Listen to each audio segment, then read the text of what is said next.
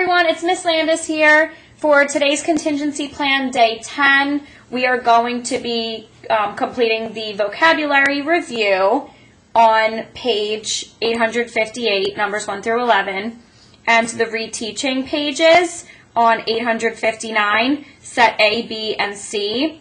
Each of the sets has 2 questions. So before you get started in watching this video, I would suggest that you complete all of the problems yourself first to try them independently, and then use my video to go over the answers, because I'm just going to be writing in the answers and explaining why that answer fits that question. So first, try it yourself, and then use my video to go over the answers. So starting on page 858, let me zoom in a little bit for you.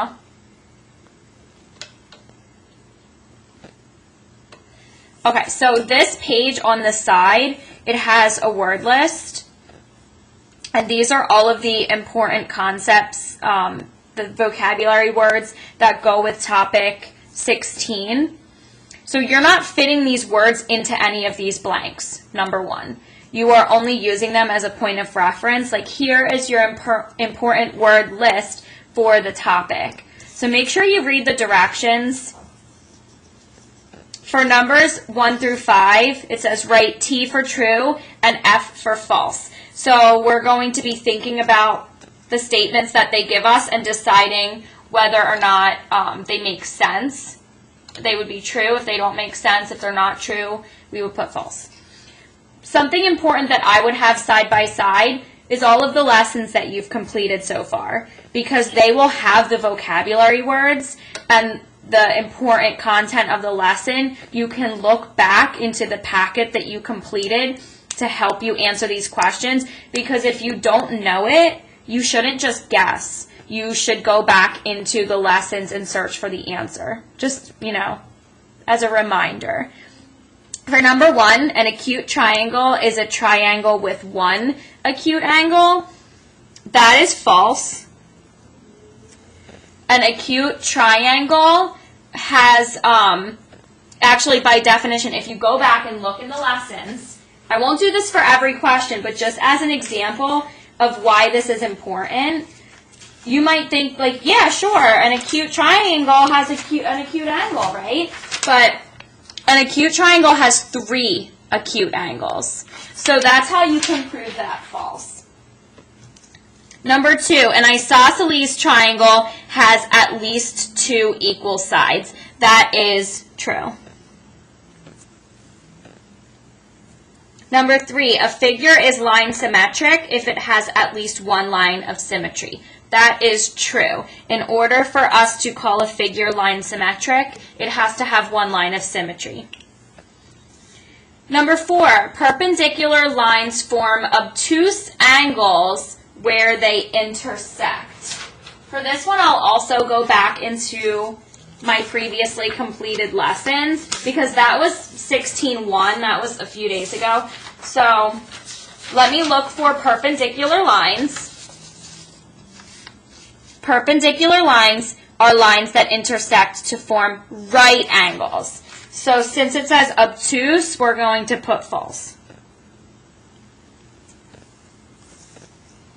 Number 5, a trapezoid has 2 pairs of parallel sides. A trapezoid only has 1 pair of parallel sides. And I said I wasn't going to do this for every question, but you know me. I need to show you an example just to prove it to you. A trapezoid is a quadrilateral with only 1 pair of parallel sides. So we're going to put false for that. All right, and those are our answers for 1 through 5. Moving down to 6 through 10, we're going to write always, sometimes, or never in each of the blanks. For number 6, an equilateral triangle has 3 sides. That isn't always, has 3 equal sides. An equilateral triangle will always have 3 equal sides.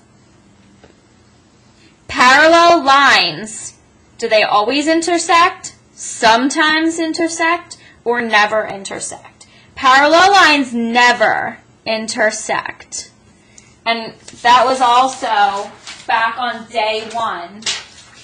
2 lines that never cross are parallel. They will never intersect. The word intersect means to cross. A scalene triangle has equal sides. A scalene triangle never has equal sides.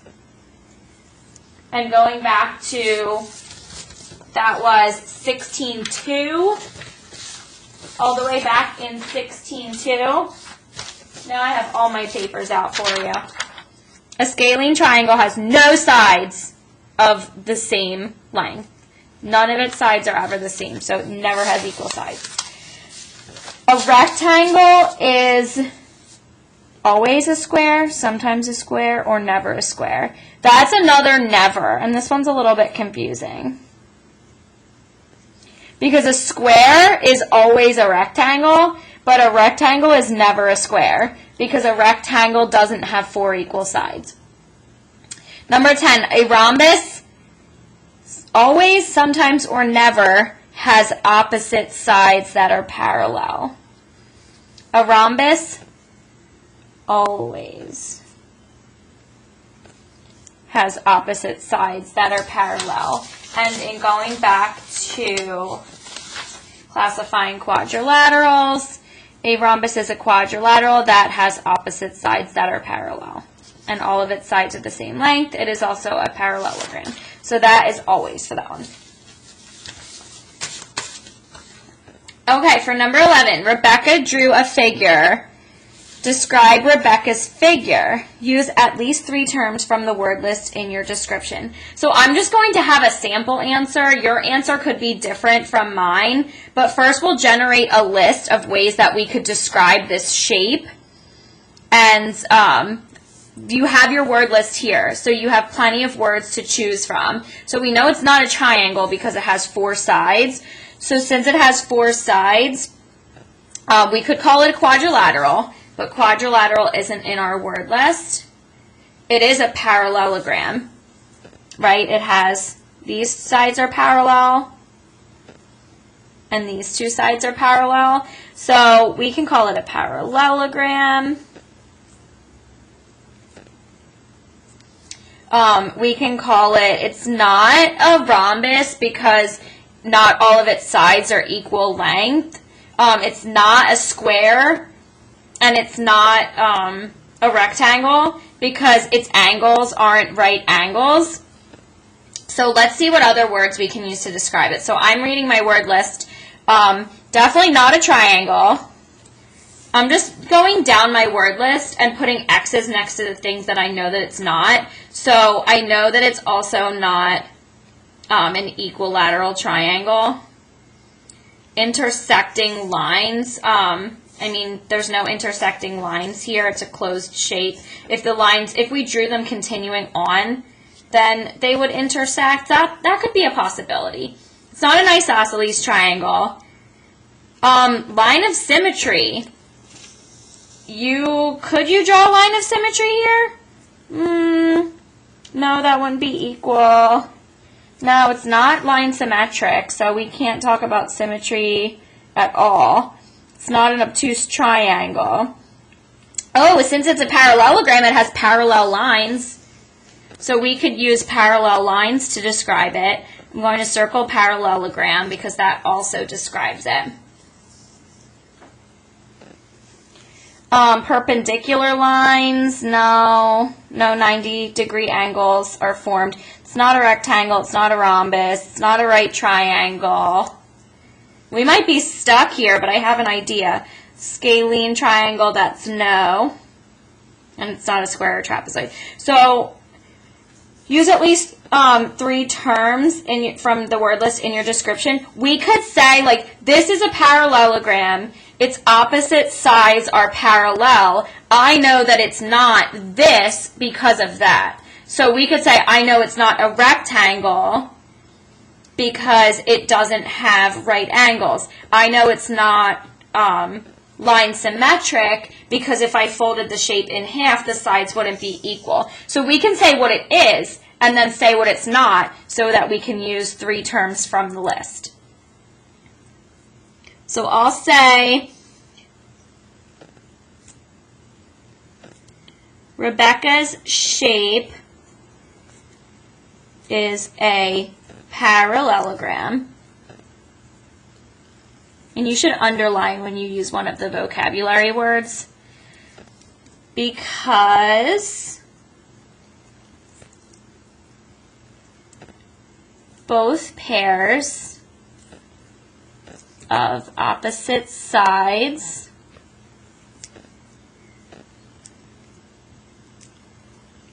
are parallel.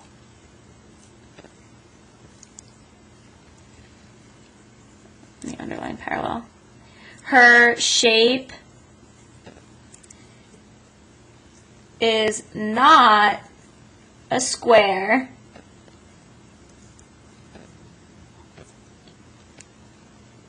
I said I was going to use rectangle, but it's not a square, because we'll say the sides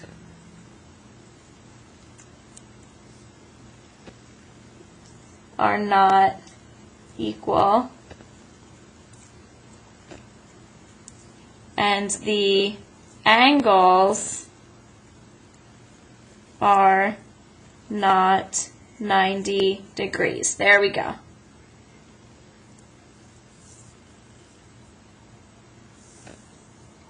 So that's my answer. Your answer could be different. You could say it's not a rectangle because of this. You could even say it's not line symmetric because there are no lines of symmetry. It's not an isosceles triangle because it doesn't have 3 sides. We know it's a quadrilateral. So there's so many different things you could say here using your knowledge now that you have of geometry to answer the question using these words. So if you want to copy my answer, if you were like far off with your answer, that's fine. You can pause the video and copy it. I'm going to move on to page 859 and go over those answers really quickly. Use geometric terms when describing what is shown. So number 1, I see 2 lines crossing and I see them making a right angle. Those are perpendicular lines.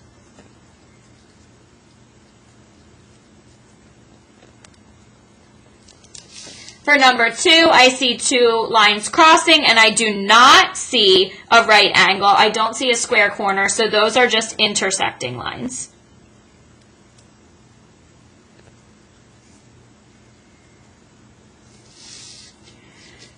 For number 1 and 2 in set B, we're classifying the triangles by the sides and the angles. So for number 1, first I'm looking at the sides. Looks like these 2 are equal and that one is different. So this is going to be an isosceles triangle. And then by its angles, this looks like you might be tricked into thinking it's a right angle, but there's no square. So that's actually an obtuse angle. So since it has one obtuse angle, it is an obtuse triangle. So it's isosceles and it's obtuse.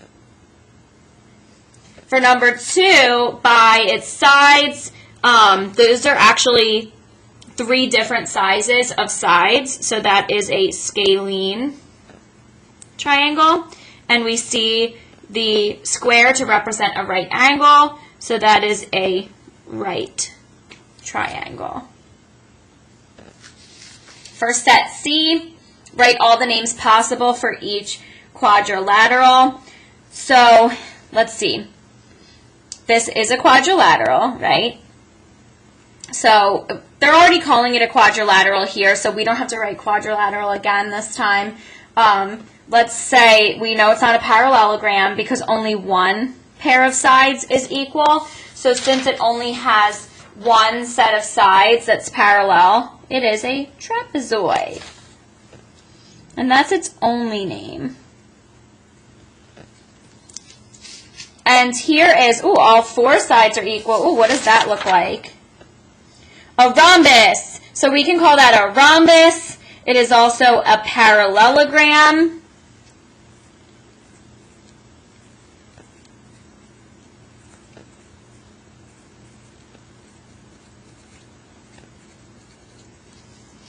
And you could write quadrilateral too, but I'm not going to rewrite it just because they're already calling them quadrilaterals here. So this is a trapezoid, and this we could call it a rhombus and also a parallelogram because it has these opposite sides that are parallel. They would go on and never touch those pairs of lines. Okay, so that is it for day 10. If you have any questions, comments, concerns, you need help with anything, make sure you reach out to us because we miss hearing from you, and we are happy to help you with anything that you need help with, math-wise or science-wise. You can, message on Dojo.